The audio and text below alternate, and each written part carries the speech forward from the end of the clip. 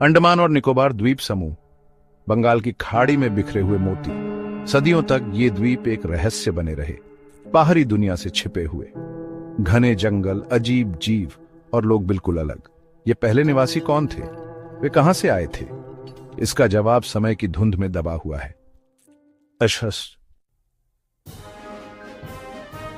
इन द्वीपों को अपना घर कहने वाले पहले लोग जारवा, ओंगे, सेंटिनेलीज और ग्रेट अंडमानी जनजातियों के पूर्वज थे। वे शिकारी थे, प्रकृति के साथ तालमेल बिठाकर रहते थे। उनका मूल रहस्य में डूबा हुआ है, लेकिन माना जाता है कि वे हजारों साल पहले दक्षिण पूर्व एशिया से आए थे। ये जनजातियां सहस्राब्दियों तक इन द्वीपों की एकमात्र संरक्षक थीं। वे अनोखी भाषाएं बोलते थे, जंगल से घर बनाते थे और समुद्र की उदारता पर फलते फूलते थे। उनका संसार बाहरी दुनिया से अछूता था। उनका जीवन मानव लचीलेपन और अनुकूलन का प्रमाण था।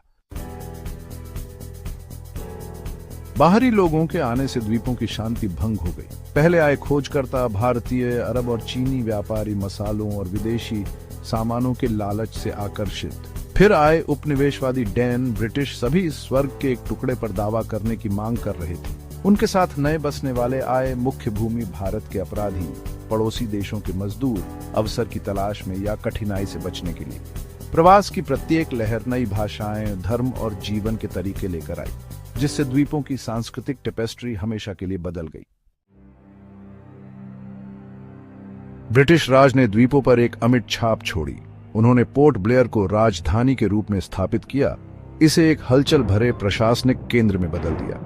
सेलुलर जेल औपनिवेशिक शासन की एक गंभीर याद दिलाता है। इन दूर के तटों पर निर्वासित भारतीय स्वतंत्रता सेनानियों के संघर्षों का प्रमाण है। अंग्रेजों ने वृक्षारोपण कृषि भी शुरू की। नारियल और रबर के बागानों में काम करने के लिए भारत से गिरमिटिया मजदूरों को लाया गया। लोगों की इस आमद ने अधिक विविध आबादी को जन्म दिया, लेकिन इसने स्वदेशी समुदायों को भी विस्थापित कर दिया और उनके पारंपरिक जीवन को बाधित कर दिया।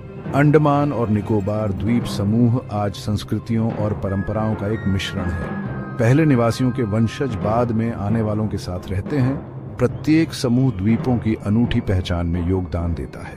हालांकि चुनौतियां बनी हुई हैं, लेकिन लचीलेपन और अनुकूलन की भावना जिसने इन द्वीपों को सहस्राब्दियों तक चित्रित किया है,